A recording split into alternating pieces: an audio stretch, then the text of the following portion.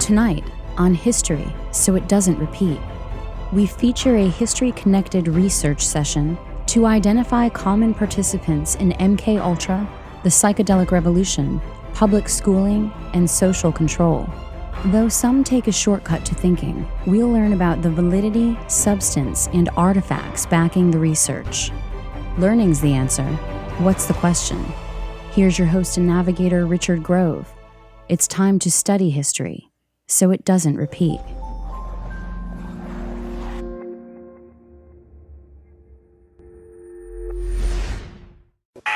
Good evening and welcome back to History, So It Doesn't Repeat. Tonight we've got a cognitively stimulating history-connected episode where I'll be joined by a few fellow researchers to compare and contrast our respective maps of reality in the search to dismiss the arbitrary and focus in on the substantial. Joining me tonight via Skype to engage in this fact-finding journey from Southern California is the Gnostic media mogul himself, Jan Irvin, host of the Gnostic Media podcast and, of course, creator of GnosticMedia.com. And joining us from Southern Illinois is forensic historian Kevin Cole, who was recently featured in our discussion on the classical trivium as mind control versus the trivium method as self-liberation. Both Jan and Kevin are members of the Tragedy and Hope online research community, so if after viewing this you'd like to join in on the discussion or ask them questions individually, you can click on the Tragedy and Hope community tab at tragedyandhope.com. Tonight I'm specifically interested in presenting you with some interesting and useful maps of history of how the mind is harnessed to create human resources, taking the painstaking research of Jan Irvin on MKUltra, the psychedelic revolution, and social control, and comparing and contrasting that with the diligent and in-depth research of Kevin Cole on the classical trivium, the Yale Institute of Human Relations, and the psychology of control. And with all that being said, let's kick off this research session. Jan and Kevin, welcome to the studio. Thanks, Rich. Thanks for having me on the show. Kevin, welcome back to the studio. Thank you very much. Good to be here. As you remember, Kev, a couple weeks ago when you were sitting over here, we talked about the classical trivium as a method of historical mind control and juxtaposed it to trivium method as we learned about in the Gnostic Media podcast. So I thought it was only fitting to have Jan, since he was interviewing Gene and studying the trivium first, to come on, give us a little feedback. But specifically, I wanted to talk to Jan first about his discovery of something called MKUltra Subproject 58. So Jan, if you could just give Kevin and I like a 5-minute overview of what you found out, I'd like to dig into it from there and see what we can discover. Well, MKUltra Subproject 58 happens to be what we know as the Life magazine article of May 13, 1957, Seeking the Magic Mushroom, that is one of the leading causes, including Aldous Huxley's books and a few other things, to launch the psychedelic revolution, essentially. And this Life magazine article was written by Gordon Wasson, who was the vice president of propaganda for J.P. Morgan Bank. And essentially what we found, and the story is that there was a CIA agent, James Moore, who approached Wasson and offered the $2,000, and Wasson was unwitting, but we find in the CIA archives for MKUltra that Wasson had actually requested the money, and not only that, but the CIA had paid for all of the camera equipment. Now, there is one word in the document from the CIA, there's 9 pages there in Subproject 58, which became the Life magazine article, and that word is unwitting, and it claims that Gordon Wasson is an unwitting player in this. But when we see Wasson applying for the $2,000 from the Geschichter Fund, and we see all of the back information, we see the lies that are presented elsewhere in the media. We also see Gordon Wasson just 4 weeks before the Life magazine article was published. I have several letters between Gordon Wasson and Alan Dulles, the head of the CIA, writing between each other just weeks before the Life magazine article went to print. And Alan Dulles is inviting Gordon Wasson for lunch, etc. And they, it's clear that they were already friends. Gordon Wasson and Alan Dulles worked at the Council on Foreign Relations together. Alan Dulles was a director there. Gordon Wasson was served as a chairman there. And Gordon Wasson and Alan Dulles also served or worked together at the Century Club, which is a well-to-do quote-unquote art club that is essentially a front for the CIA. I mean, I've researched a lot on the Century Club, and it's got a fascinating history there. And in fact, there's been presidential races where, like Skull and Bones, every member running was a Century Club member, etc. And in fact, somebody just sent me a book earlier today on that, or I opened it today, and they may have sent it recently.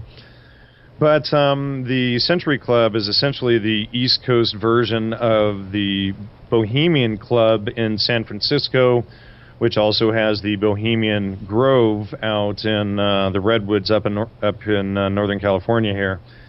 So there is a connection between the CIA funding and buying all of the camera equipment for this MKUltra project. Let me see. I like it. Go for the documents. Just to show you guys here, this is a almost itemized list of all of the camera equipment that was paid for the Life magazine article, and this is from the CIA archives from MKUltra Subproject 58. So essentially what we're seeing here is the information that spawned the psychedelic movement, and showing that it was indeed a CIA project. And Dr. Colin Ross has another document that I was hoping to have right now, but I don't yet. But it shows that MKUltra Subproject 58 was contracted out to J.P. Morgan Bank, and of course Gordon Wasson was the vice president of J.P. Morgan Bank. And then here we have a document that mentions that it's MKUltra Subproject 58 and the $2,000 and everything, plus another $80 that was for the project. Here's a file that says that the MKUltra Subproject 58, the performance was satisfactory, kind of like a little review file. Here's one under the authority granted of memoranda dated 13th of April 1953, the DCI to DDA, and the extension of this authority in subsequent memoranda Subproject 58 has been approved. So here what we actually see is Alan Dulles, who is Wasson's friend, and we obviously see Wasson in conversations with Alan Dulles. Well, let's see. Exactly 1 year after this is when I probably have more information to show Wasson and Dulles working together already prior to that at the Council on Foreign Relations. But essentially, it shows that Wasson's close buddy, Alan Dulles, is the one who approved the project. And then right here we have the document that claims that Wasson is unwitting. And we see the word unwitting there right by my finger. But what shows that Wasson was not unwitting, amongst other things, is he's working at the Century Club, working at the Council on Foreign Relations with these guys. We have numerous private letters in a large box down here that contain many hundreds of letters between Wasson and guys like George Kennan, the ambassador to the Soviet Union, trying to recruit George Kennan to the CIA, other intelligence officials such as the head of intelligence in Japan. And then in 1950, we've got Wasson writing a book called Toward a Russian Policy that he sends to Alan Dulles and J.P. Morgan and C.D. Jackson and Frank Wisner and all of these other guys, all of these leading MKUltra CIA banking intelligence guys. Not only that, but as I showed last year in my article on Wasson, that he was working with the CIA. He was suspected by JFK researcher Bruce Adamson, who's written 11 books on the JFK assassination. He identifies Wasson in that book as CIA 22 times. We also have Wasson working directly for a decade with Edward Bernays, who is the father of propaganda. And I actually found a document directly out of the Bernays archives at the U.S. Library of Congress. And so it goes on from there, and essentially, and we even have Wasson running for the as head of the New York Stock Exchange chair, or something like that. I forget. I have to look it up, but one of those things.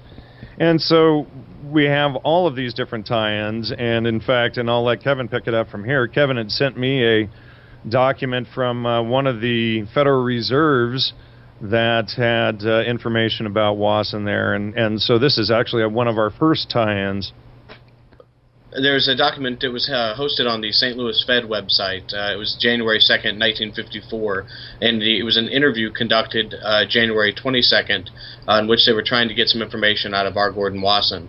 And in this document, it details his involvement in the banking industry from 1934 and working with the New Herald Tribune in New York. But what they found interesting was that he always seemed to have an in with the people that he was going to cover. So when Montague Norman and Benjamin Strong, who were the head of the Bank of England at the time, and also very much involved in the Nazi gold scandals tied to the Bank of International Settlements that's mentioned in Tragedy and Hope, it seemed that R. Gordon Wasson was referenced as somebody that would know what the people were going to talk about before they came out.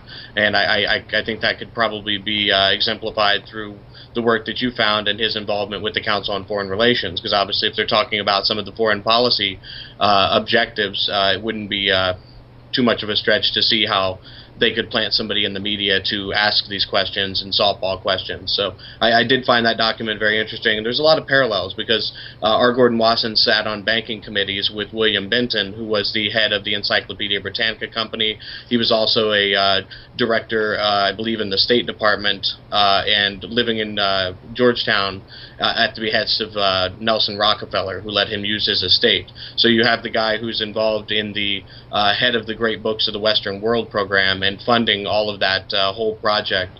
Also very much connected to the beginnings of what you mentioned with George Kennan, which is the Marshall Plan. And the inroad that these individuals have and the strong parallel really resides within the Office of Policy Planning of the State Department, which is where the Council on Foreign Relations have sought to change the foreign policy objectives from within, which is something that's talked about in many of the Rhodes Trust books on their own, that they hope to infiltrate the State Department. So there are very real connections. I would love to hear more from you about the Subproject 58. If you have a summary, does it sound like that project is responsible for funding these publications like Life magazine itself, or? Well, you know what we have with Wasson's boss, at J.P. Morgan, who is it? Davis. Let me pull that up real quick. And his boss at J.P. Morgan was one of the key funders of Life magazine itself. But this CIA Subproject 58 only funded the Life magazine article of May 13, 1957, that launched the the psychedelic revolution. And so there, let me see. It was Henry P. Davison Jr. who co-founded the Time Life magazine with Henry Luce and a couple of other people there. So let me bring him up here. Henry Luce, let me see, we got Henry Luce at Life magazine. That was co-founded with Britton Hayden, C.D. Jackson, Dwight Morrow, Henry Luce, J.P. Morgan and Company, Time Life, and of course, as I already mentioned, Henry P. Davison. And so this is what feeds in there. And interestingly, this camera equipment wasn't used just for that came from the CIA here on this document.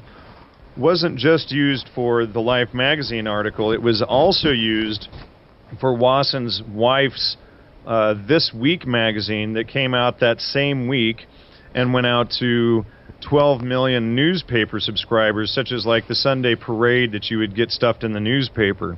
So this goes out to an additional 12 million people. So it's clearly an orchestrated event. And no mention, they always claim that this event was a chance meeting by Wasson and Luce at the Century Club. Well, they're both members at the Century Club. There's not a whole lot of chance meetings at the Century Club. They're all intelligence and banking people. And I have a lot of evidence of Wasson and Luce and numerous conversations elsewhere. But so we have all of these conversations there to just show that the idea that they sell that it was a chance meeting at the Century Club is just impossible.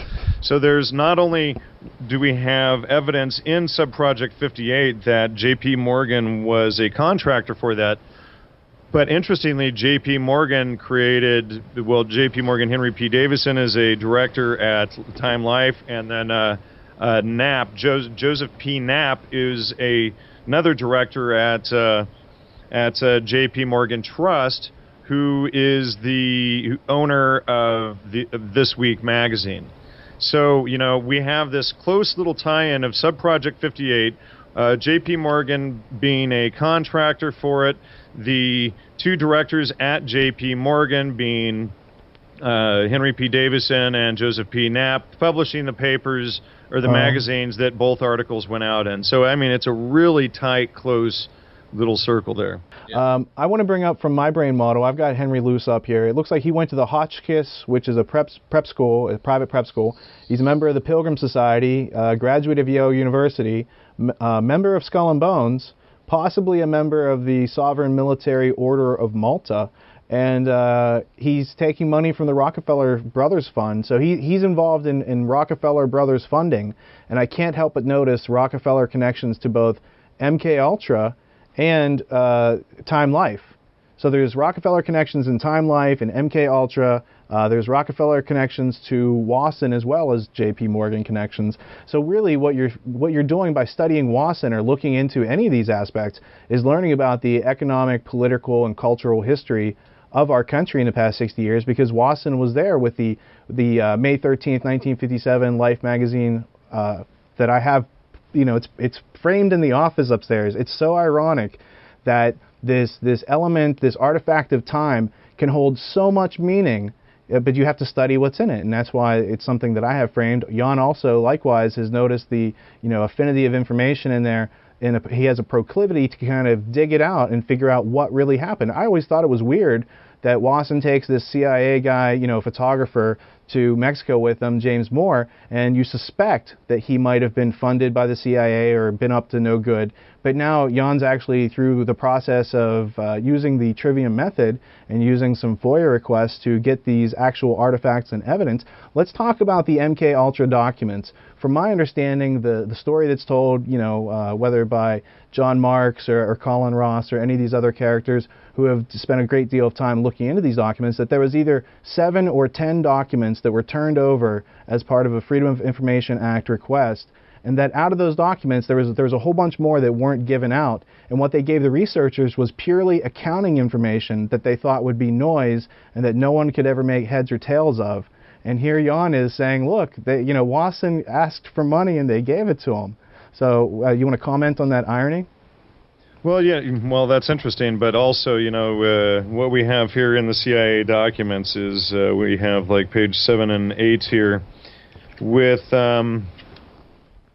things like this, with this big blacked out spot up here in this corner, and then the signature blocked out down here. And well, if we have enough copies of the documents, such as I have here, I have a large box down here. Let me just pull one up and show you. But if we, this is my collection from Columbia University that they sent me on Wasson. So if we pull this up, we can get in here and we can start analyzing the type and the letterheads. So right here, for instance, right on the front, so if we hold this up, we can see this right here. It says 23 Wall Street, New York 8. Well, that's the corner, the famous or infamous corner of J.P. Morgan. So now, going back here and holding this up, we can see that black spot up here matches perfectly with that, as do, like it says February 28th. This one's March 6th, but I've also checked out the type of the typewriter, the font and type and everything matches perfectly. So we can actually verify for certain that this is this. And so we have direct proof that it's actually R. Gordon Wasson who is writing these letters on J.P. Morgan letterhead, which the CIA has attempted to blot out. But interestingly, they're presenting you with a puzzle, and when they black stuff out like that, you're like, exactly. What goes so here? Check this out. So here's some more part of the puzzle that the CIA sent me, right? So this is part of the FOIA request that they actually filled and sent me documents on Gordon Wasson. And when we get to pages back here, here's a nice letter from Gordon Wasson's his secretary to Alan Dulles. Oh, sorry, Alan, you just missed Gordon on his vacation trip to Mexico. I'll let him know that you wrote. So it's like they're all buddy-buddy and everything, and here's April 3, 1957, Dear Gordon. But anyway, what I wanted to show you here is that, so here's another one that the CIA sent me from my FOIA request, and we can see up here, it says New York 8 right there, right? Mm-hmm. Well, there's the rest of the address right there. So we have a matchup across all of these things that this is the same letterhead, and we can match the font and the type and everything. Typewriters were very telling tools because every single typewriter was like the rifle of a gun. It leaves an exact, or a fingerprint. It's an exact print of which typewriter it is. The law of identity. Right, and when we look at these black marks on these, and here's another one that's even more blacked out and jotted, but we can see again that this is actually Wasson writing this on J.P. Morgan letterhead again. The black spot is in the exact same place. Everything matches, and we can even match like the words February, etc. And so, and how Wasson signs respectfully yours. But speaking of which, I was just talking about that document that Wasson had sent to guys like George or Alan Dulles and John Foster Dulles and C.D. Jackson, etc., his little book towards a Russian policy. This is it right here. I actually got one of the universities to scan it and send it to me. Columbia sent it to me. And so, we have all of this good stuff. And in fact, speaking of Wasson and Frank Altschul, and Frank Altschul ran, Project Mockingbird, I think. Let me pull that up real quick. And I'll shut up and let Kevin take it for a minute. But that's all very fascinating. What's the context and the content of the document there? Mockingbird. Oh well, I've got hundreds of them between these guys, so we'd have to go through. But so here is a letter from Wasson directly to Frank Altschul. In fact, I've got a letter where Wasson's daughter goes and spends a week at Frank Altschul's house.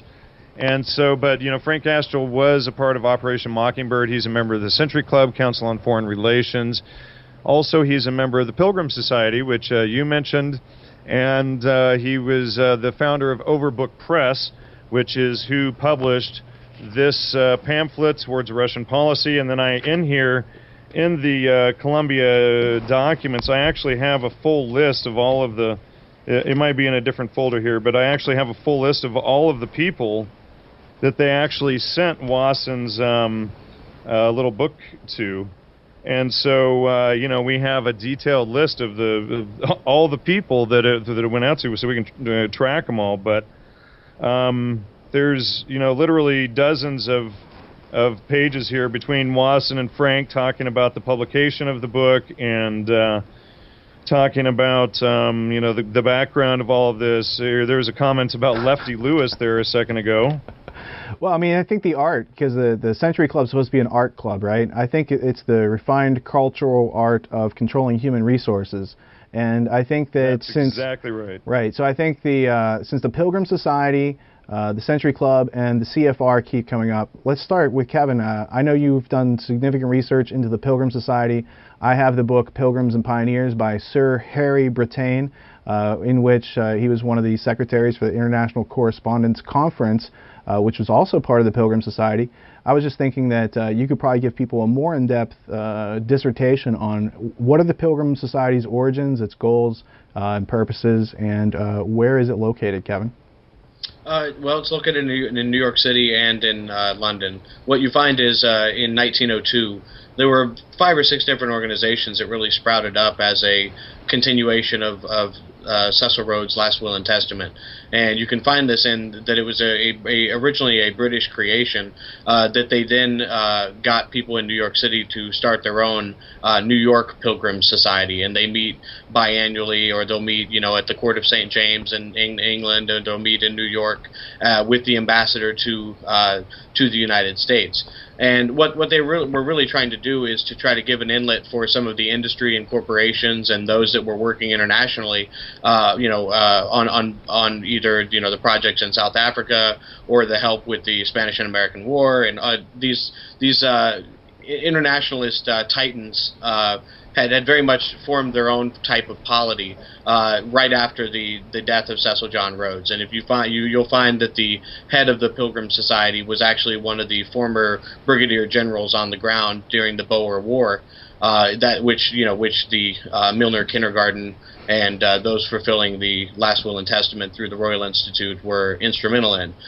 You guys were talking about the Century Club, and I do have quite a bit there. They were really created as a way to aid Great Britain, because during this period of time, internationalists on that side of the Atlantic were standing up and saying that Great Britain is falling to the winds of time, and the only way that they can be immortalized is for the United States to pick up many of its cultures and try to re-proliferate that. So when you look into the Century Club, you have Henry Sloane Coffin of Skull and Bones, James Bryant Conant was also a member of the Century Club, John Foster Dulles, Joseph Alsop, Philip Kerr, the 11th Marquis of Lothian. That's the Philip Kerr that ratted out the King of England to the Washington Post that he was having extramarital affairs and he had to step down. And then you get the guy that can't speak very well, and they make a King's Speech movie about him. That's his brother.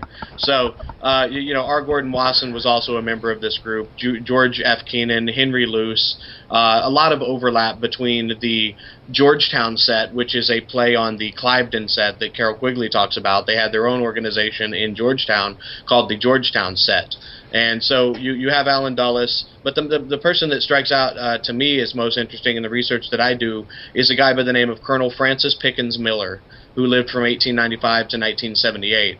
And Francis Pickens Miller is a Rhodes Scholar, and he's actually the one who picked Scott Buchanan in Stringfellow Bar to come to St. John's University, which is this university in Annapolis, Maryland, that reinstitutes the liberal arts canon based on the liberal arts committee that did the great books of the Western world. So what you find is that, today, with the foreign policy objectives of the Council on Foreign Relations really being ran by this complex interdependence theory that is itself tied to the great books of the Western world movement and as well the Rhodes scholarships. And you add that to somebody like Frank Adeolet, who was for over 40 years the Rhodes Scholar Secretary in the United States, who said that the goal of Rhodes Scholars predominantly was to import the best of English education, meaning English education as a way to change language and as a way to facilitate an English grammar and a strict adherence to a kind of positive rights body politic.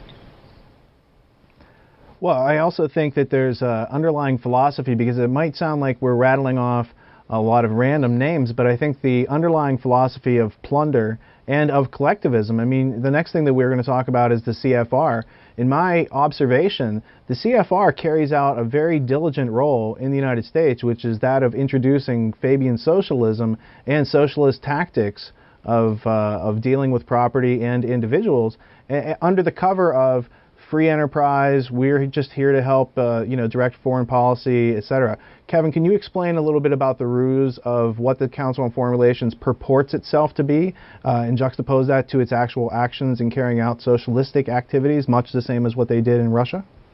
Sure. Well, with the Council on Foreign Relations, you really find this starting in early 1919, where at the Hotel Majestic in England, according to Carroll Quigley, members of the Anglo-American establishment got together on both sides of the Atlantic and came over there and planned out what was going to take place at the Paris Peace Conference. There had been so much talk of failure with the League of Nations. They were looking for another way to create kind of a foreign policy feedback mechanism to the objectives they're not able to overtly accomplished through government action.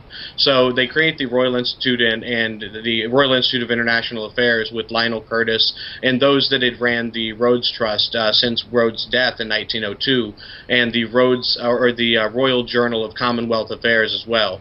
And the Council on Foreign Relations is really put together out of a New York club that had similar objectives, that was being controlled by J.P. Morgan interest, and they really just aligned this under the same banner at the 1919 Paris Peace Conference. What they seek to do, from my point of view, is really to change foreign policy by controlling the conversation.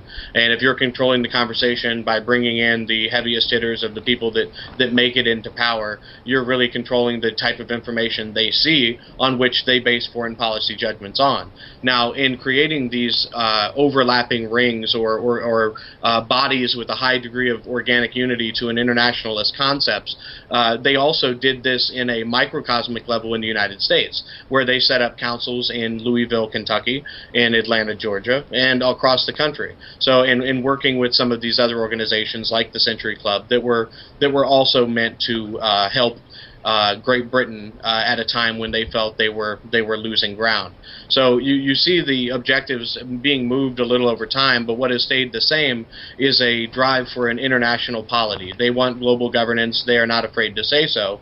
And there's no conspiracy that Rhodes Scholars make up the highest pinnacles of power within the Council on Foreign Relations. Richard Haas, the director, Joseph Nye, the director who created the international relations theory that they base their whole existence on. This what they show to the public as kind of a soft power interdependence model, where they're trying to spread transnational bodies as a way to, by Fabian strategy, bring about their own goals. So, and a lot of this really, if you look into the Pilgrim Society, which you mentioned earlier, there's a direct correlation between the relationships that were founded between people like J.P. Morgan, Arthur Balfour, Marquis de Lothian, Walter Hines Page, many individuals, but more specifically somebody like Thomas Lamont, who was a J.P. Morgan banker who was also present at the Hotel Majestic meeting that is so mentioned by Carol Quigley. So that's a long-winded answer, but my best summation of that would be they're a foreign policy think tank that seeks to control the conversation and have succeeded in doing so since the early 1900s. Well, I think part of the reason that they've been able to successfully do that since 1919 was their addition of Edward Bernays to the original founding members of the Council on Foreign Relations. But let's look into a couple of the other founding members, such as people who were early influential in the Paris 1919 Peace Conference and Council on Foreign Relations founding, such as the Dulles brothers. Now, you've got the Dulles brothers, who are Wall Street bankers, who then go on to fund and not fund, but to found what we know as the OSS and the CIA, the United States intelligence community.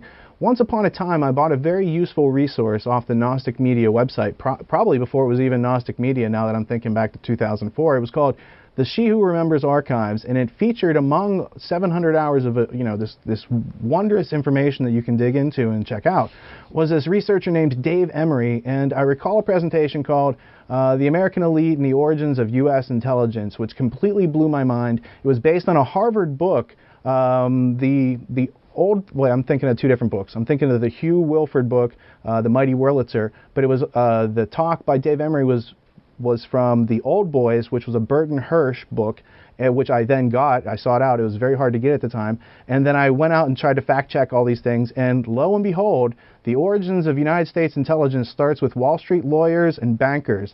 Jan, could you tell us a little bit more about that?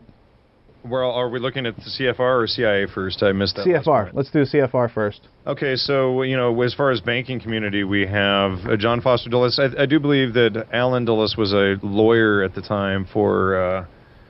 he worked in Geneva, Switzerland, or Geneva or Bern, Switzerland, and Alan Dulles' job overseas was helping international companies... Sullivan and Cromwell as well. Right. He was helping them circumvent U.S. law. So before he was in the intelligence game, he was helping other companies kind of rape America. Okay, so then we have, of course, in the founding of Council on Foreign Relations, Cecil Rhodes, Charles Seymour, Colonel Edward M. House, you'll like that one. We have David Rockefeller, as already mentioned, Francis Cardinal Spellman, interview, let me see here, we've got J.P. Morgan, John Foster Dulles, Kuhn Loeb and Company. There's the Ludlow Massacre is involved with it. Paul Warburg is there. We've got, of course, Theodore Shackley, Thomas Lamont. We have the Cliveden set and the Round Table, Rhodes Milner Group, etc. is right in there. And then out comes people who were interestingly, also at the Council on Foreign Relations, along with Wasson at the same time, include Arthur Altschull, who went on to work with Goldman Sachs. He died in 2002, and I have, like I said, letters between Wasson's daughter staying the week with them. And we've got C.D. Jackson, the head of U.S. Psychological Warfare. We've got Carol Quigley coming out of there. We've got Claire Booth Luce, who was Henry Luce's wife. We've got And let me just hit the ones that Wasson knows directly. So Frank Ashtel, Frank Wisner, George Keenan. We've got Henry Luce as well. We've got, and there's probably a number of others here that Wasson knew. And let's see. Well, if I might interrupt you while you're thinking. Here, let me give you two more here real quick. Averil Harriman and Walter Lippmann. And Walter Lippmann, like Edward Bernays, is another key founder of propaganda and manipulating the public. So they were all right there working with Wasson, and then Wasson had a 10-year working relationship with Edward Bernays that I have the document sitting here next to me. All right, so Bernays is a big deal, but we can talk about him in a second. Averil Harriman, that's a fellow Skull and Bones member of Luce's. You also have C.D. Jackson, who, rightfully enough, you mentioned was in charge of psychological warfare in Europe during World War II. So that's what he does during wartime. What's he do during peacetime? He runs magazines, because that's the same thing. Sure, yeah. At wartime, he's the guy, the famous guy behind the Buchenwald thing. So there's a great tie-in there for people who want to investigate that. When you say the Buchenwald thing, you're referring to the first internment camp that was discovered in Germany by Western forces, and he was in charge. Well, the guy in the famous video who's holding up the pelvis and the all of the tattoos and all of this stuff, that is C.D. Jackson, the head of U.S. Psychological Warfare. So we need to ask ourselves, why is the head of U.S. Psychological Warfare at Buchenwald? Why is he the first one in there, and why is he the one setting up the display when they're forcing all the German civilians in to view this? And it raises a whole lot of questions there. It does, but that's for another conversation. You also mentioned Frank Wisner, who is one of the co-founders of the CIA, whose son, Frank Wisner Jr., is on the board of Kroll Associates and AIG during this whole bailout scenario and 9/11 world, and their involvement in all these different frauds. So you see, in that case, at least the apple didn't fall far from the tree. Frank Wisner Jr. is a member of the Council on Foreign Relations. But let's go back to some of these other people. I have on my list somebody named Charles Pratt. And when I didn't know who Charles Pratt was as one of these founders, founding families, the CFR house is in Pratt House. So the Pratt father had donated one of his many mansions for the use in this project called the Council on Foreign Relations. Interestingly enough, when I asked the questions, how did Charles Pratt attain such wealth? He worked for Standard Oil. And thus, either directly in the Council on Foreign Relations or indirectly through somebody that they've made wealthy, you see the fingerprints of the Rothschilds, of the J.P. Morgan clan, of the Rockefeller clan, and you see these different layers of history that are supposed to be separate and coincidental, then overlapping in what seems to be a pattern of people who know how to use linguistics very cunningly, i.e. Wall Street lawyers, and people who know how to make something out of nothing, i.e. international bankers. And now that we are studying the unrealities that they're purveying, this psychological warfare is the nonsense that they've been purveying. That's Lippmann and Bernays' involvement. So now we're starting to see some coherence, and the reason this hasn't been seen before is because of the corruption in the school system. Could either of you comment on how the education system has been obscuring this information and what you've done for yourself to start to reveal it and answer your own questions? Well, I suppose I could take that one. I think the first thing that the compulsory education school system does to us is limit our ability to gather information in the world around us and to trust our own five senses. And in fact, science today will go on one step further and tell us that we can't trust our own five senses and that there is no truth in the world, that truth is arbitrary. So therefore, you might as well not check a citation. You might as well not count your change at the grocery store. Hell, your car might not even be in the same place ever twice when you walk outside to get in it. It would just, we all live in this complete delusional world of insanity and craziness where everything goes and truth is whatever anyone makes up at any given time. And so I think, one of the key things is getting back to the trivium method is learning that essentially what Gino Denning taught us, that the world is composed of nouns and verbs and adjectives and things like this. And when you look outside, what are all the things that you see? Well, you see trees and houses and street and telephone pole and these sorts of things. And these are all nouns. And you see wind blowing and bird flying and things. And these are verbs. And you see green and and light and things. These are, these are adjectives. So when we understand that the world is made up of these terms, then it's easy to review anything and everything that's around us and get a comprehensive inventory of the world around us. And so then we can, in fact, go through and, fact check. I do know, in fact, that there is a street outside me, and if I go lay down in the middle of it, chances are within 30 seconds to 2 minutes, I'll probably get run over, especially in a blind turn right here. So, if I can lie out in the street and imagine all day that, that it's magic and the cars are just going to fly over me or they'll never come or something, but, it's reality doesn't happen that way. So what you're indicating is that the fragmenting or the breaking up of the fabric of learning through the school system, it destroys our metric for reality. We don't have a metric for truth. And if people are claiming authority, and belief to authority leads to non-resistance to authority, and juxtaposing that to existence, under authority you could claim solipsism. You could claim that there is no truth except for what strong people say it is. Or you can actually ask the questions. And I would rather not delegate away my feelings and my observation skills to someone else who's trusted to do that for me. That would be like a blind person being led by someone who might be able to see, but you don't even know. So I'm interested in this artificial scarcity of information that's created to help us be more servant-like, to love our servitude, to not even realize the shortcomings of the world because it's so much bigger than we've been trained to look at and see. But if you can break through this thing called the enkycleos paideia, the circular artificial limitations that have been placed on our minds, you can start to find out wondrous things and start to make connections, and that makes logic and reason lead to happiness instead of irrationality and frustration leading to failure. Kevin, what is the nature of the enkycleos paideia, and how can we connect it back to that guy you named of the Benton and Bowles advertising agency, William Benton? Well, the concept of the enkycleos paideia, as discussed in the presentation earlier last month, deals with Isocrates, who sought to create a unified educational system or a general education to educate the intellectual elite or the intellectual aristocracy of ancient Greece, because they saw themselves under constant threat from barbarians, as they called them, or those that didn't speak their language or adopt their arcane rules of logic, because they saw as anybody that didn't adopt a specific way of thinking as being lesser than. So they created really what his importance is a creation of the enkycleos paideia, or the general or total education.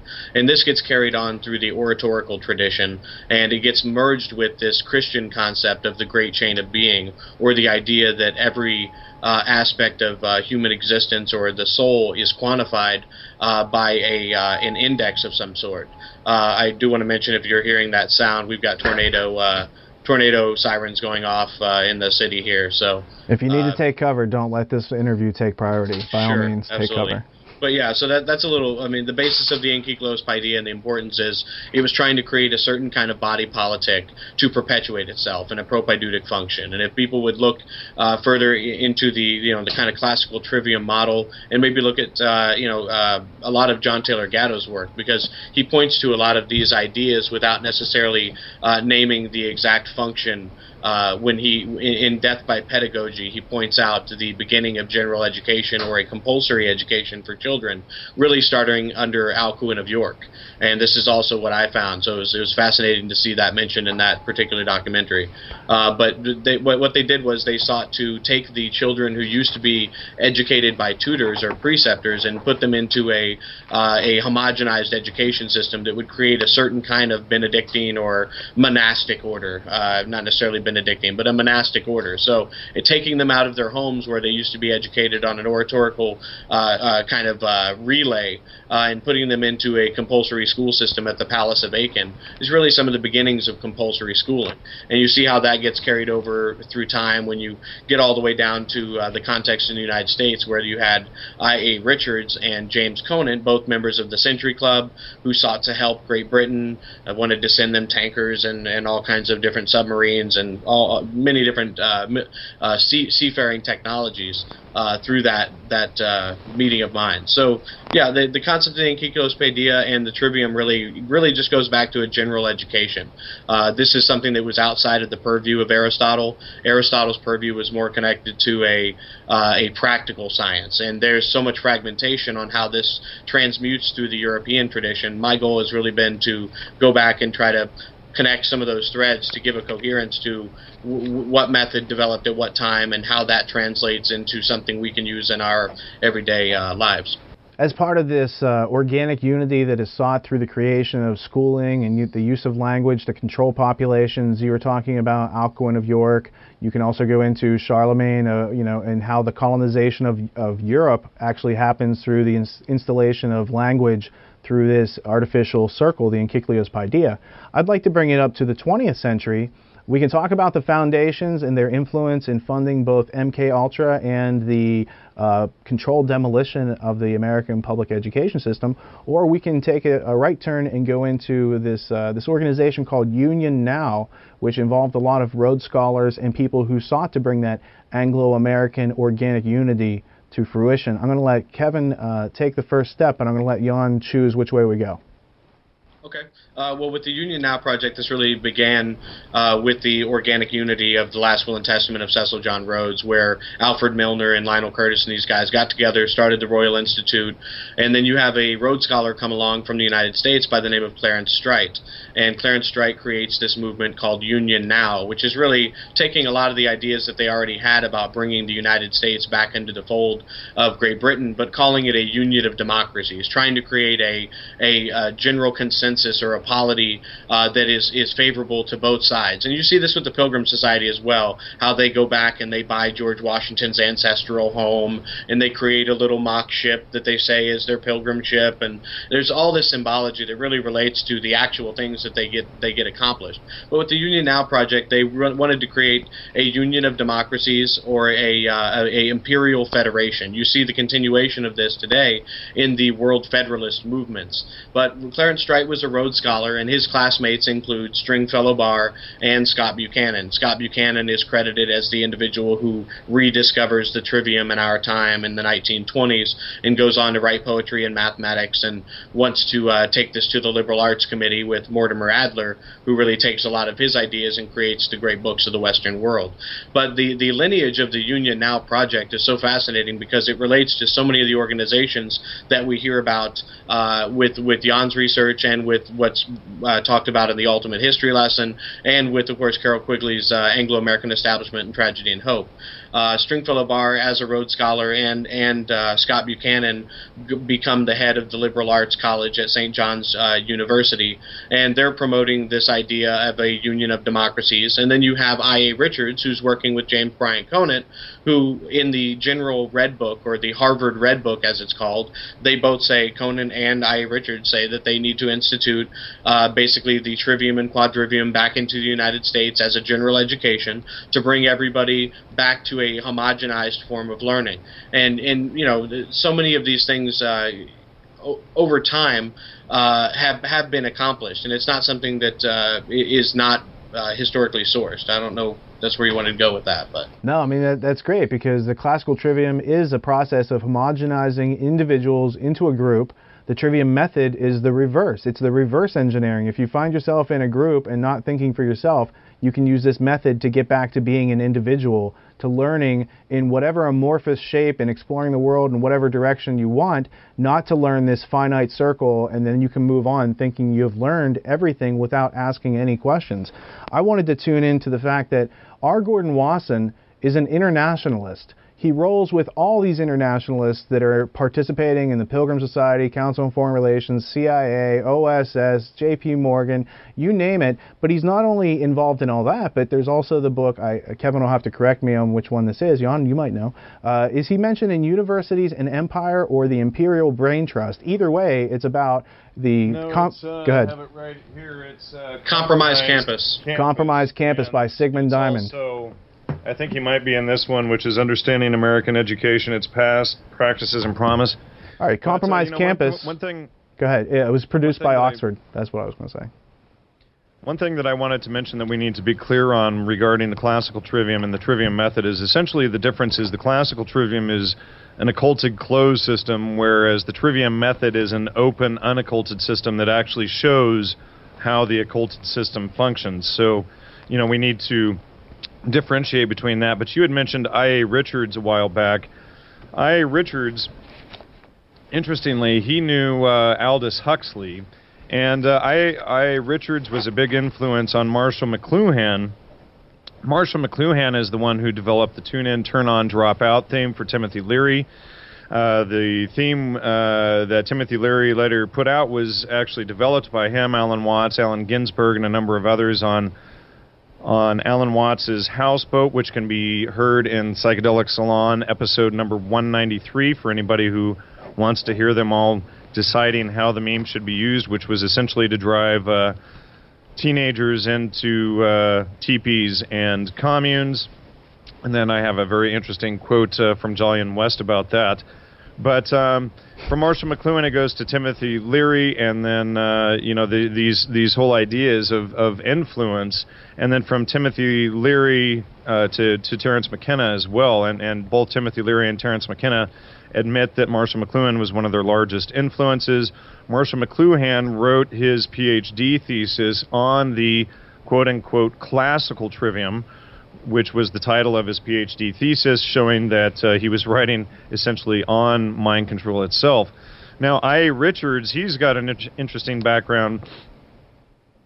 He's essentially the one who tried to develop a dumbed-down language of 800 words that people would use, and sort of like the Orwellian newspeak. Now, going back, that I.A. Richards knew Aldous Huxley. Aldous Huxley was George Orwell or Eric Blair's professor or teacher, and so we have a very close connection there, not more than a step. And so anyway, there's a tight close there. But also going back to the Century Club, I wanted to mention regarding the Century Club that aside from this going back to England sort of idea, what we also have here is, let's see, Carlos Castaneda. A lot of the New Age shamanism stuff seems to stem directly out of things that Sinner and people that worked out of the Century Club. So this whole concept of neo-feudalism or return of the Dark Ages, or what Terence McKenna later cleverly remarketed as the quote-unquote archaic revival, this stuff all seems to be, aside from coming out of the Esalen Institute, it seems to be coming out of the Century Club as well. Now, Carlos Castaneda, while it's pretended publicly that he and Wasson didn't like each other, we have letters from UC Santa Barbara where Castaneda and Wasson met up for lunch there, as did Aldous Huxley meet Wasson there. B.H. Friedman, who wrote the book Tripping and who knew both Timothy Leary and Wasson, was a member there as well. And then, of course, again, mentioning Walter Lippmann. And so just using guys like Marshall McLuhan and the trivium, or I should say the classical trivium, we can see how it makes a very tight circle right back. Now, going up a step, and this is going on to the 20th century stuff here and how it all ties together, one of Marshall McLuhan's largest influences was a large influence of Terence McKenna, a guy by the name of Pierre Teilhard de Chardin, and we can hear him in George Hunt's Unsaid video, where actually Edmund Leopold de Rothschild is quoting Pierre Teilhard de Chardin. Pierre, he basically came up with the omega point theory, which later became Terence McKenna's time wave zero, which and Pierre is also one of the key suspects behind the Piltdown hoax. And of course, Terence McKenna created the stoned ape theory, which was also proved wrong by Dr. Brian Akers. He went through and showed how McKenna faked all of the citations, such as about visual acuity, to Professor Roland Fisher. And then, aside from Teilhard, we have this little tight circle of people. Once we get into guys like when we jump over from Aldous Huxley, going from I.A. Richards, we get into the whole deal here. Aldous Huxley, as far as I can tell, he's really the key guy behind running MKUltra. Just to give some background, Emanuel Swedenborg came up with the term New Age. Now, Emanuel Swedenborg wrote a book called Heaven and Hell, as did Aldous Huxley. And Emanuel Swedenborg, he's the one who created Swedenborgianism in Brenathan out in Pennsylvania. And so he's really one of the key guys who founds all of these New Age ideas. He influences Blavatsky, he influences Immanuel Kant, who develops all the nonsense that becomes quantum physics. He also influences Ralph Waldo Emerson. We've got William Blake and William James in there. Now, William James, he's an interesting one. William James creates the Harvard Psychology Department right at the same time as Wilhelm Wundt develops a psychology department in Germany. And, of course, Wilhelm Wundt is one of the key guys investigating the dumbing down of education. He creates the PhD system, etc. William James, he writes the book The Varieties of Experience that really becomes the core foundational book of psychedelic research.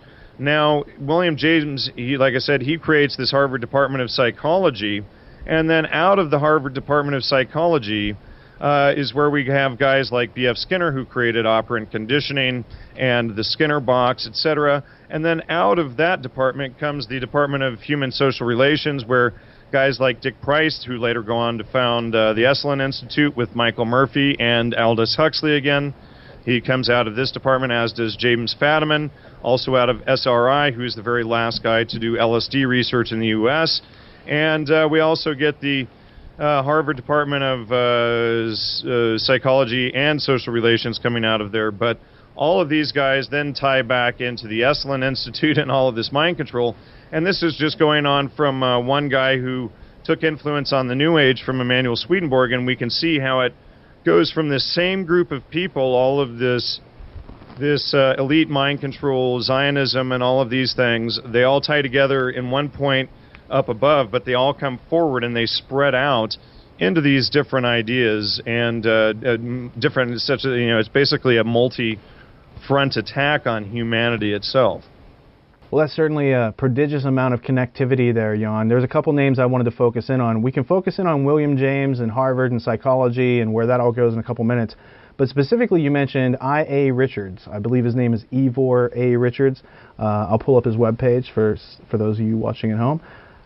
He connects to Huxley, which is the psychedelic revolution. He connects to McLuhan, which is the classical trivium of mind control revolution. He connects to cybernetics and Bertrand Russell, and therefore world government and scientific dictatorship. Kevin, who is Ivor A. Richards? Why don't we know his name, and why should we know his name? Well, I.A. Richards was born in 1893, lived until 1979. He was a professor at Cambridge University for a period of time, in which he was the mentor of both Eric Trist, and he was a mentor of Marshall McLuhan. Now, I.A. Richards comes to the United States at the behest of Conant at Harvard University, who Jan mentioned. You're talking about James yeah. Bryan Conant, as Gatto says, the ex-chemical warfare specialist turned educator. Right, and he was also a member of the Century Club and very much in debt to a lot of these ideas of helping Great Britain overcome their military insuperiority that they were claiming at the time. That's why the Century Club went ahead and helped push through the sale of some ships that were going to go over there to help in their war effort. But I. Richards in particular was a supporter of the Union Now movement, but even before that he developed what was called New Criticism. It was a form of formalism, and the goal of it was to decontextualize a particular text that you're reading in order to bring about the organic unity of the text. Now, they did this by decontextualizing the historical element of that, and this is really the lineage of the division between literature and history within our higher education standards today. So to interrupt you just for a second to explain decontextualization of history, are you talking about films or TV shows which might have historical personages, but the story has nothing to do with history? So if you disconnect the actual people from the history that surrounded them, their story kind of becomes meaningless? Right, and that was kind of the goal, was to create a kind of a separation. He used these concepts of practical criticism, much like he used the basic English, which was created with Ogden, who is the translator of Wittgenstein's most famous works. Now, this basic English that Jan mentioned earlier, that we talk about in the Trivium presentation, was really to create an 850-word language structure and proliferate that around the world as a way to open up commercial interest in places like China, for instance. So they took this 850-word structure and he took it further. He wrote books on international government and world federation, one of which was called Nations and Peace, written in 1947.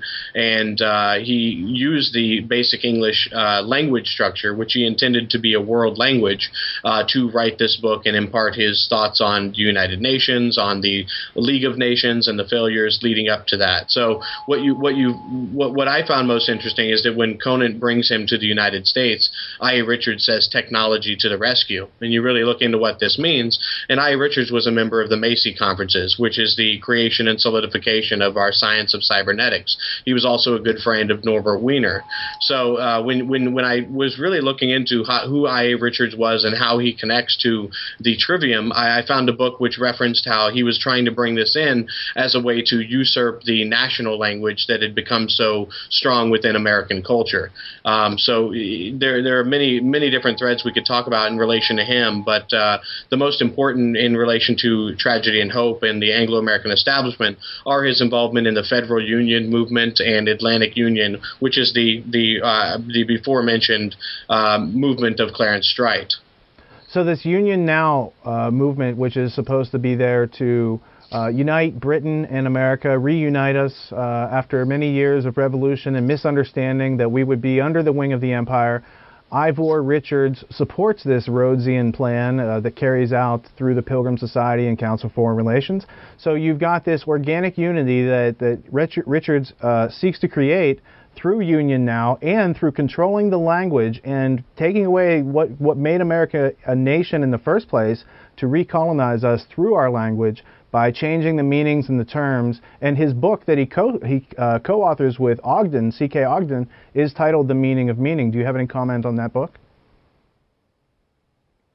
Well, the meaning really, precipitates this kind of idea of the basic English as well. It's just really about breaking down language to a technology that can be used for imperial fashions. That's more of what Winston Churchill himself said when he visited Harvard University in 1945.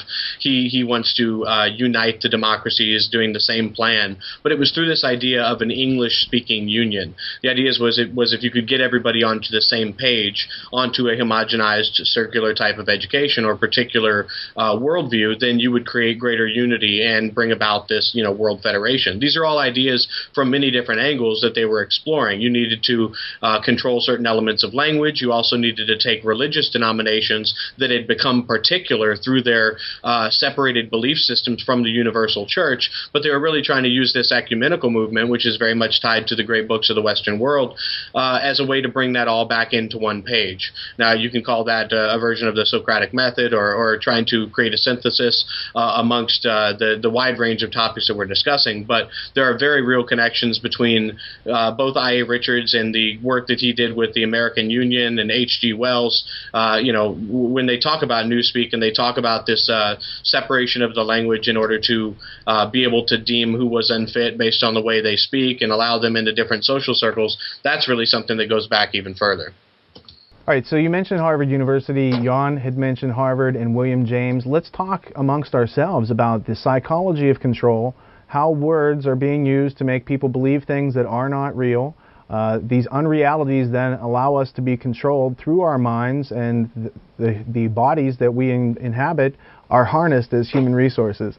Jan, what was your reference to William James, and how do you want to kick this off as talking about the psychology of control?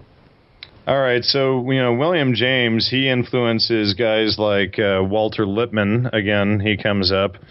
And so here we have, again, the psychology of manipulation. And William James also is the first to come up with the idea of transpersonal psychology, which now up in Northern California is the Institute of Transpersonal Psychology. And the Institute of Transpersonal Psychology, again, the name James Fadiman pops up, who I mentioned came out of that same Harvard department and also worked at SRI. We also have Robert Frager, David J. Hall, and Frederick Spielberg, all as founding members of the Institute of Transpersonal Psychology. But this idea of transpersonal psychology itself is also developed by Abraham Maslow, Carl Jung. The perennial tradition influences it. The famous LSD researcher Stanislav Grof is in there, as well as the perennial philosophy, and Viktor Frankl pops up in there as well. And Abraham Maslow is, again, he's influenced by Alfred Adler. He's at Columbia University. He works out of the Esalen Institute, so that pops up again. He's a big promoter of humanistic psychology. He also promotes the New Age movement. And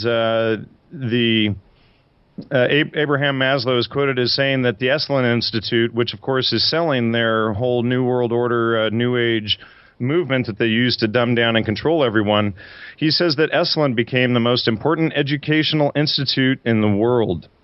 And Abraham Maslow is also the head of the American Psychological Association when he said that.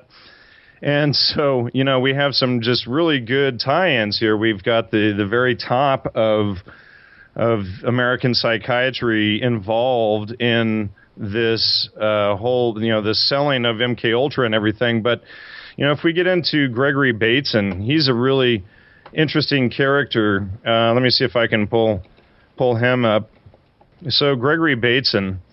Now, he's one of the key creators of Cybernetics. He's also there at the Esalen Institute. He's influenced by, again, Aldous Huxley.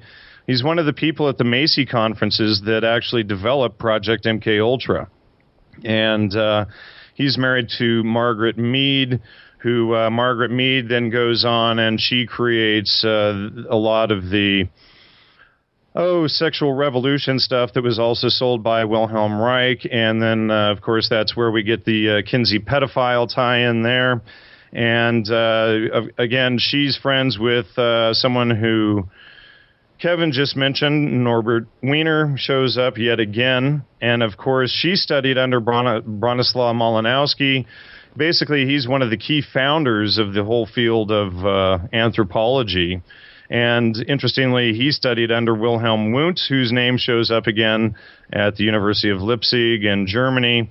And so, almost never do we have to go more than 1 to maybe 3 steps maximum to get back into the same group of people who keep perpetuating this stuff. But, Gregory Bateson, the Macy conferences, that's a really interesting tie-in, because at the Macy conferences, we get guys like Harold Abramson show up again. Margaret Mead is there again. John von Neumann is there. Kurt Lewin is there. Again, Norbert Wiener. All of these guys keep showing up in this tight little circle. And so this is Macy conferences is really one of the key things that they use to create the Project MKUltra, which now, as we're getting in hindsight, it's not just the mind control aspects that they sold us in the 70s, which was just one part of the operation that was vetted. They let it slide. But what we really know now is that the larger part of the operation, and that which was launched with Subproject 58 in Life magazine, the Seeking the Magic Mushroom article, is the psychedelic revolution itself. So that is all part of Project MKUltra, directly coming out of this same group of people. Well, let's dig more into cybernetics. Cybernetics is first mentioned in Book 6 of Plato's Republic. It has to do with the helmsman, or the ship of state, being able to steer this ship of state, how to control many people, specifically how to control the human resources. It pops up again in 1843, according to Rhodes Scholar James H. Billington, in his book Fire in the Minds of Men, Origins of Revolutionary Faith. I think it's page 291, top of the page. In 1843, B.F. Trentowski and Michel Ampere in France both coined the word cybernetics. And then it kind of goes to sleep for almost 100 years. You find it in the 1940s and 1950s among Gregory Bateson, Norbert Wiener, John von Neumann, Ivor A. Richards. And so now there's a close proximity between MKUltra, Cybernetics, the Classical Trivium, and Social Control, both through Harvard's Institute for Human Relations and the Yale Institute of Human Relations. And with that, tee up. Kevin, I invite you to tee off on that comment. Well, there's a lot to grapple with there. Gregory Bateson, as far as his involvement in the creation of cybernetics, you also mentioned Harold Abramson, and Abramson is actually the one who doses Gregory Bateson for the first time. And who is Abramson? Well, he was a key player in MKUltra. So you do see where they were using LSD as a means to try to create what is basically an alternative form of cybernetics applied to the social structure, applied to people.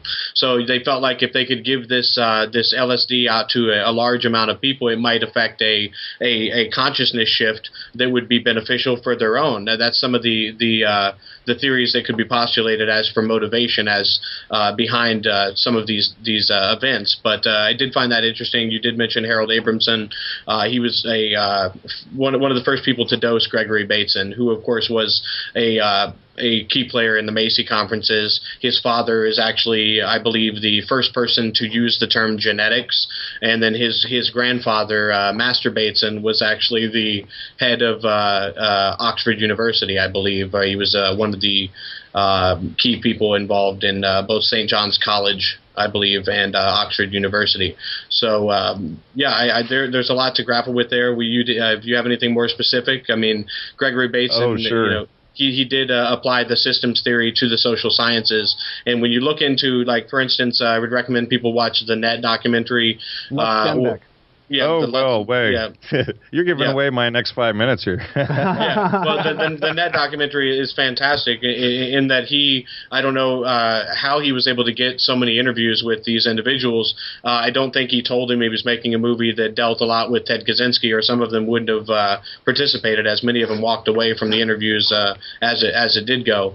But what you learn from there is that Ted Kaczynski himself was a participant in studies with Henry Murray taking LSD, and then he goes in to seclusion and starts reading books by Jacques Ellul on the technological society. And he's really, Jacques Ellul has got a lot of really great points about how technology itself kind of systematizes some of the problems we have, almost to a point where people are hoping for car accidents because there's a need for organ donation. And they don't want to fix that stoplight because they're dependent upon that organ getting to the hospital to help this, and it's a system that kind of perpetuates itself. But there are many connections between cybernetics. Obviously, the MKUltra, CIA was sitting in on many of the early Macy conferences on cybernetics.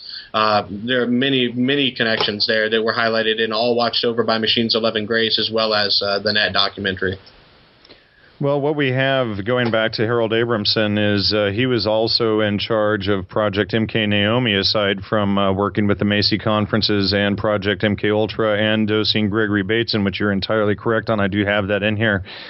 And he was also close with George Hunter White, who is famous for being a part of Midnight Climax, and also part of the murder of Frank Olson, as well as he was close with the infamous Dr. Sidney Gottlieb, who was in charge of Project MKUltra. And so going back to, cybernetics and Ted Kaczynski here. Now, we have cybernetics. Ted Kaczynski did study cybernetics. Ted Kaczynski actually, and I consider Ted Kaczynski more of a victim of the MKUltra, because at the time we didn't really know what the ultimate goal was, what they were doing with ARPANET, and what was going on at SRI with all of the psychedelic and simultaneous technology studies. Again, going back to guys like James Fadiman, who is the last guy to do research there, and amongst many others. But Ted Kaczynski, he goes on, before he goes up to the woods to live by himself, he actually becomes professor of mathematics, again, right there in the Bay Area, where all of the MKUltra stuff is going down. And so, we have that tie-in there. And I think, Ted Kaczynski is probably a key person who knows really a lot of the background on a lot of this stuff. I'm sure he would probably know a lot of exactly what we're talking about. Which is why you're never going to talk to him. He's in a supermax prison underground. And wasn't he officially part of MKUltra? I recall seeing. I don't know if he is now in top secret coverage. It's because it's been 2 decades now that he's been in there. I think he has done a number of interviews though. Yeah, what the documentary The Net alludes to is that Ken Kesey was a part of a similar project that Ted Kaczynski underwent. I believe that was at MIT, I believe, under Henry A. Murray.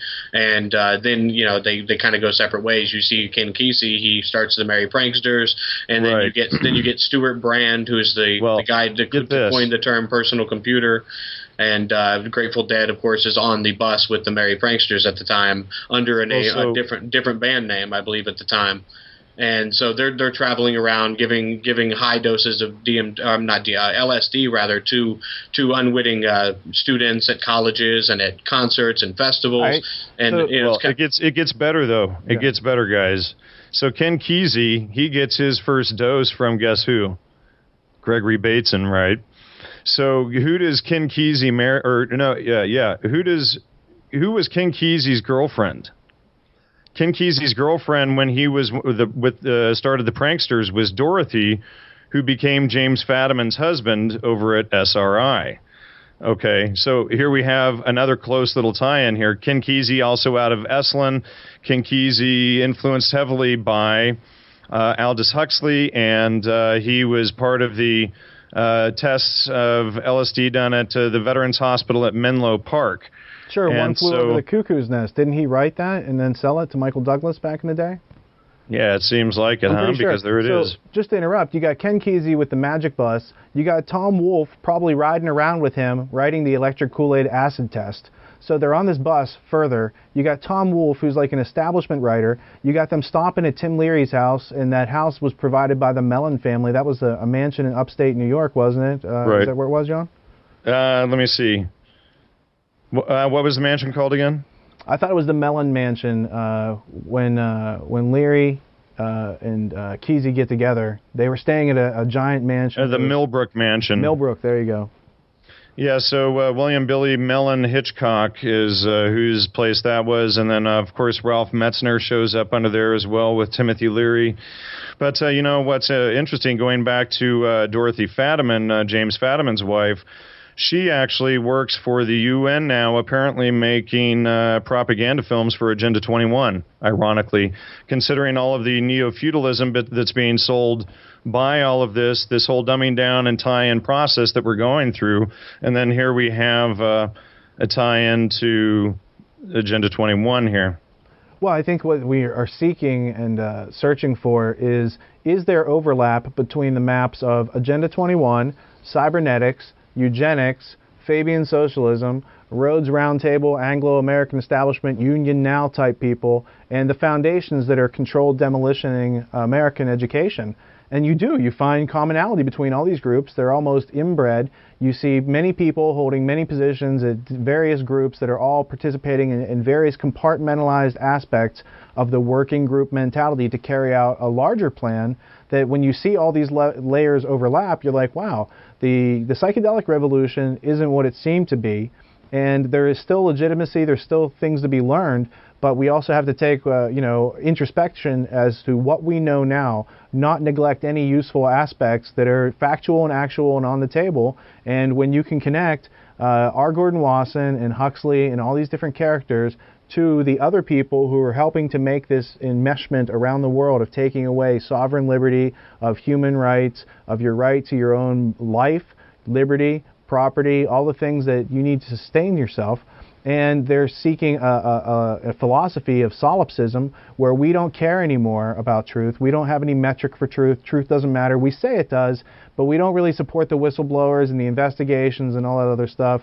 We like to just go with the flow here in America and not cause any trouble. And that mentality, that non-resistance to belief, is an effect of what they've learned from MKUltra, not in the brain and chip, Jose Delgado putting the, chip in your brain and wires and wireless. That's like hard mind control. What they've done through Ivor Richards and Cybernetics and changing the school system, it's like soft mind control. It's like explicit versus implicit. Both ways were explored by these people, and they've, had more of an obvious longevity to one where it supposedly cuts off with MKUltra, and then they had this invisible, longer longevity with all these other social memes that they've seeded us with until we start to practice intellectual self-defense, observe, identify, organize, and communicate.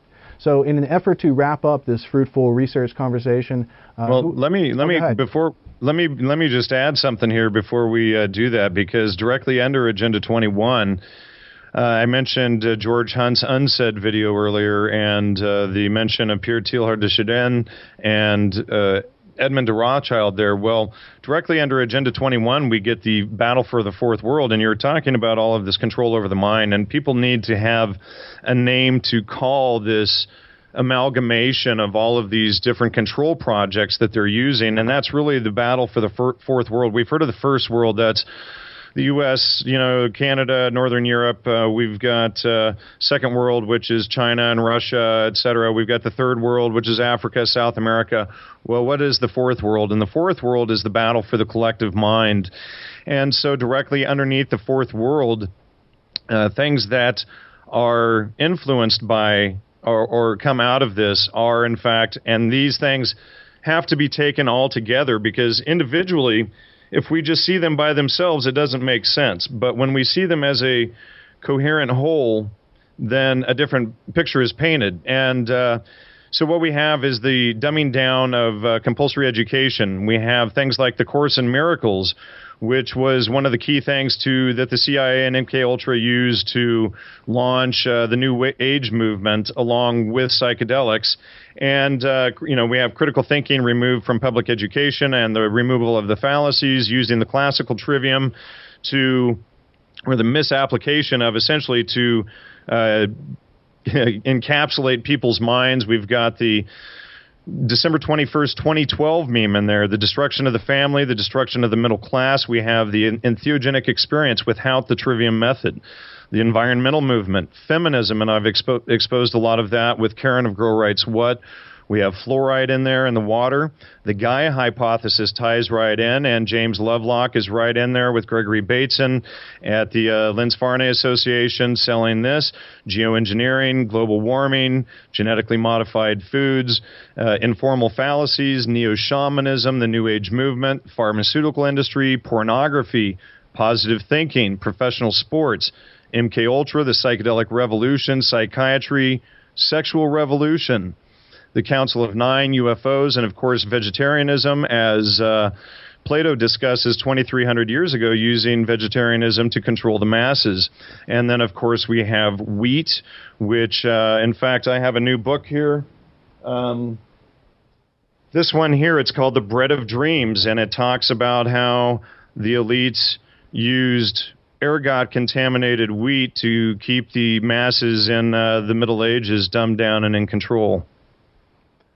Well, that's pretty fascinating, and you mentioned Plato, who's always about social control. You also mentioned a specific phrase, and I don't know if you were aware of this, but battle for the mind was what I had just written on my page here as a reminder to talk about William Sargent, who was the heavy-duty influence on Aldous Huxley, who helped Aldous develop these ideas of the ultimate revolution, which play into controlling the fourth world, i.e. the mind and what you think. And the real battlefield, the real revolution is for your mind, and we can't do anything about that except be subject to it until we start to inquire and start to find substantial and valid answers.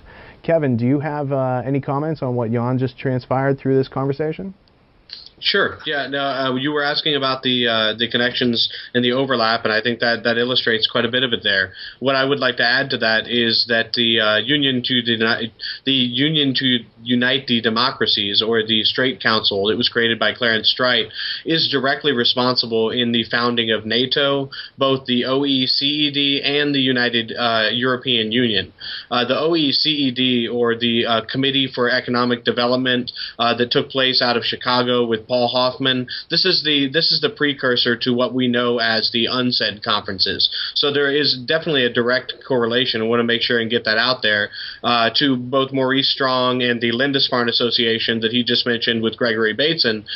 This is an organization that really pays homage to a fallen priory off the coast there north of England. And Alcuin of York, who creates the Trivium, also writes an homage to the Lindisfarne Priory that gets taken over by the barbarians as they attack from outward. That's some pretty Wicker Man type of idea right there.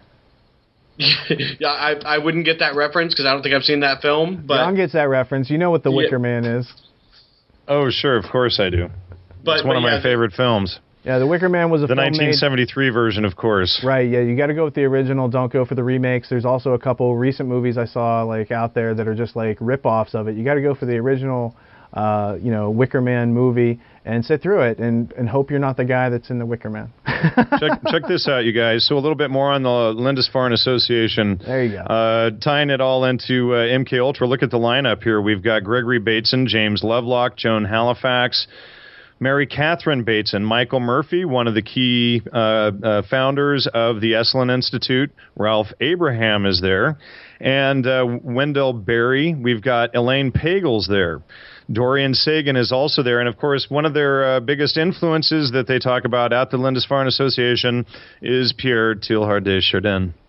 Well, that's pretty fascinating. Kevin, is there any connection between Lindisfarne and the Aspen Institute and Walter Pepke and these other characters who are espousing the noble lie?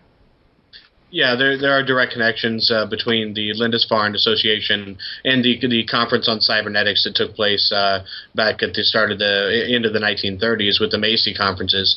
Now, as far as connections between the Aspen Institute, they're probably more. No, I'm not sure. I'd have to. Yeah, I'd have to look into that a little further. What I've found most fascinating with the Lindisfarne Association is that William Irwin Thompson, who founded this, he has no apologies for accepting Rockefeller grants, and he talks about how the conspiracy theorists have come after him as somebody promoting the Gaia hypothesis because he's the one who brings in James Lovelock and Lynn Margulies, who Lynn Margulies was pretty vocal for 9/11 truth, quote unquote, for a period of time before she died. I believe Lovelock and Margulies have both died, but Richard Falk, who co-wrote the books with David Ray Griffin, who is also a big Teilhard de Chardin fan.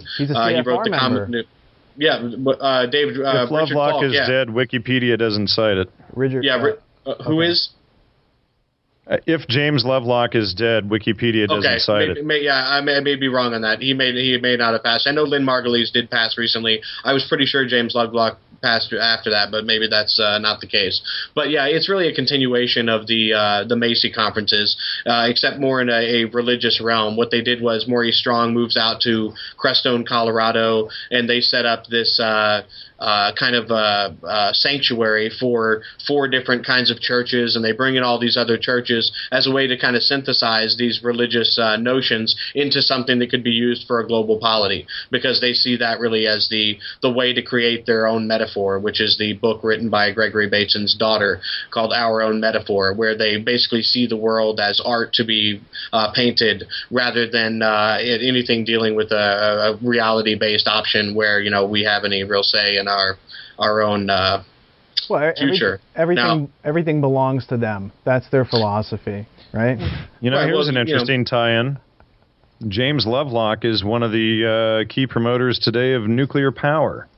Yeah, well, then that would where people should look into following that statement is the Global Business Network, which is set up by Stuart Brand, who coined the term personal computer. They were just recently bought out by the Monitor Group. This is all a CFR operation ran by Dutch Shell and BP and some of the largest corporations on the planet. It's called the Global Business Network, and they're also, through Gro Harlem Brundtland, who is the head of the Unsaid conferences, very much related to this whole conversation. We could do a whole show on the ins and outs and nuances of those facts. You just stated Stuart Brand, who's in the Net documentary, Gro Harlem Brundtland, who's a part of the Unsaid conference, and that turned into Agenda 21, the Rio 1992 conference. I also want to talk about, in respect to Agenda 21 and Unsaid and the 1992 Rio conference, This guy I call him Momo Strong, but his name's Morris Strong. He's a Canadian. He hangs out with Lord Rothschild at that Unsaid conference in 1992, where you can hear Lord Rothschild, or maybe it's a Baron Rothschild, one of those Rothschilds, talking about how it's basically their right to change your Earth because it's not yours. You just inhabit their place and that they're in control. So I know both of you are well schooled on Agenda 21, the Rio conference. Jan's interviewed George W. Hunt, who had a famous proclamation back in the day that no one really saw, and maybe we can include a clip later. But yeah, it's kind of sad that it took 20 some odd years for people to recognize his work. Right. So let's tie this all up together, because now we have a finite planet with people who have overlapping agendas, but those agendas all have a certain, commonality to them as far as collectivism, as far as repurposing the Earth in their image, the fact that you don't have rights over your own life, liberty, mind, any of these things. They find nothing sacred, and they go after us, at the youngest age through education. So what is their overall goal? These people who we call internationalists or globalists, who are seeking to dissolve national borders and control resources. How do they go about attaining that goal, in your opinions, and is it logical and reasonable, as a closing statement? Well, I think their goal is neo-feudalism. I think that they're using this multi-pronged approach that's revealed through the Fourth World information that I just read through, that is used to bring about this, not only to slow population growth or what they consider a threat, rather than empowering the population and providing them the trivium method. They use the classical trivium to control the population, dumb them down rather than empower them. The problem here is that the elites are only interested in keeping themselves in power, whereas if you use the trivium method in contrast to empower everyone, then you have everyone creating solutions, everyone partaking in the, towards these goals, and not just people who create bogus science and use sophism and lie to the masses. And, as you just mentioned, nothing is sacred. This approach versus one that empowers everyone to work together and find the solutions. And so I think that's really, their ultimate goal is to herd us towards neo-feudalism and to keep us dumbed down and stupid, to keep us from finding or discovering how powerful of beings we really are. Because, if we were really these tragic, dumb animals, this chattel that they claim we are, then why do they need to put us through the compulsory education system? Why do they need to barrage us with all of this mind control? Why do they need to continually dumb us down with propaganda and with all of these tricks and everything? Because, it's clear to me that they're worried that humankind will discover that we're the antithesis of what they tell us we are. I think that's absolutely true. I think there's a power in our individuality that they try to wipe out, create a tabula rasa or a blank slate through the schooling process so that they can program us to be in their image. But their image is irrationality. Their lies and deception must always be maintained through propaganda and budgets and projects. That's why they're such busy little bees and care about us. I don't understand why they care about us. I wouldn't care about them if they weren't infringing my volition every second of the day and night.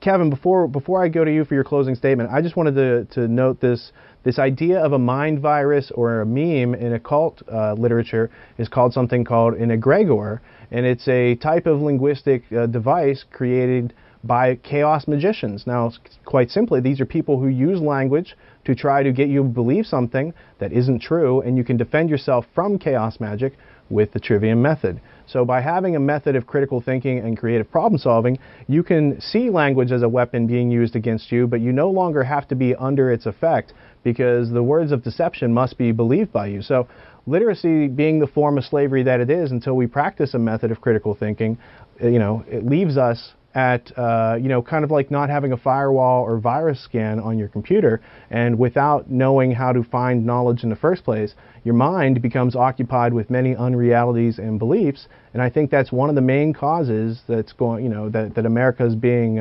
demolished so successfully right now. Kevin, how would you comment on the use of language to control human resources, specifically to get us to act in contrary with our needs for survival? Well, I think it's been the model of modus operandi over time. This is very much a continuity that's been going on for 21 generations, with the creation of a general education in which you can bring a certain body of people, a certain body politic, or if those outside of that body politic become educated, you can bring them into the fold. And that's really where you get the fear of, teaching slaves to read or educating the lower classes to get out of their so-called sing-song speech, as Dorothy Sayers would have said it. So I think, language and education and information is always going to be something that can be leveraged against other people. I mean, honestly, we are all forced to do that in order to have professions within the society we live in. They get people to compromise their integrity and rescind that part of their own humanity, and then that's really, that's how they win. There's, people are operating very much as robotic versions of themselves, where they, aren't really looking into the information themselves, and they're kind of espousing things that are pseudo histories of the actual fact. So as far as with the Agenda 21 and what was put forth by Maurice Strong and what their goals were, and it seems to me that they really want to harmonize all of the gender and water and chemical resources across the world, so as to when this global system does come online, or this neo-feudalistic concept does come online, that they have specific jobs in place for those within a model of sustainable development. Because even Ronald Reagan said that if some outside force were to attack the Earth, then that would bring everybody automatically to a consciousness shift to where they could act and move their agendas forward. Now it's very much the same deal. I mean, it's a race to a unified consciousness, and the American empire is no different than that of its predecessors, because we've long adopted the ideologies and class structures that our quote-unquote forefathers were very much aware from, ran away from, and were simply common sense. Well said. Jan, thank you for being here today. And thanks for having me on, Rich. It's been a real pleasure, and I hope that people will take into real deep consideration this idea of neo-feudalism and the idea that the deadhead may be a product of social control, the ultimate end goal of this agenda, rather than a controlled opposition, rather than an individual freedom movement, as many have assumed. Many people have assumed, and that's one of the issues. I'd also like to have a follow-up conversation sometime in the near future talking about you and Cameron, George Estabrooks, who was a Rhodes Scholar, and Jolyon West, all of whom participated in CIA's MKULTRA projects funded by the Rockefeller Foundation.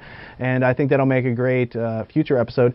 In the meanwhile, I'm going to leave it to folks in the community. Jan and Kevin are both in there. If you guys have any questions or clarifications, we'll be happy to try to field those and maybe even have a follow-up discussion where we can get more in depth now that we've kind of laid out the field, and we'll let people get familiar with the players involved in this part of the story. But the story goes much deeper, and we're just trying to lay it out in a logical and convenient way for you to start to be able to dig in and grow in the right direction. Kevin, thank you for being here tonight. No, thank you very much for having me, and thank you for coming, Jan. It's always good to have these types of research sessions where we can kind of get our personal brains together and see where the intersections are and see how we can build this forward. Because I firmly believe that the solution to getting this information out there in a way where people can cogently understand it is to also meet those that we see as the enemy on a level of intellectual respect where it is necessary, and where it is not necessary is where you can prove that they are derelict in their reasoning. And so that's really it's really what it comes down to, is people to get together and understand the different forms of research that can be passed along. And I'm sure other people will have questions, and anything we can incorporate into another outline where we can kind of go through these ideas in a chronological order would be great as well. Well, and I also think it's worth noting that most of the time when people are having reactions to this information, it's not the first time that anyone's had a reaction to different information being presented. The stimulus reaction is it's a reflex in your body, so you have to learn to interject thinking in between the stimulus and reaction, to go out, do your own homework, look up some stuff for yourself, get a general familiarity, and then and only then can you start to learn more. But I think that this is a great forum for us to be able to, compare those things, those models that we've built, and to draw some usefulness out of them, because it's only through the comparison and contrast that we can really come to a knowledgeable definition about how all these things work. Yeah, agreed. With all that being said, if you're anything like me, you really won't realize what you've learned from this discussion tonight until you take a break, let it marinate, then dig in, observe, inquire, and compare and contrast for yourself. Only then, through thinking about that which exists and what we've talked about tonight, can one come to discover reality as a daily process. If you'd like to know more, visit the Tragedy and Hope community and tragedyandhope.com, where you can listen to our podcast, watch our films, and participate in our research and development community. Until next time, thank you for tuning in and not dropping out.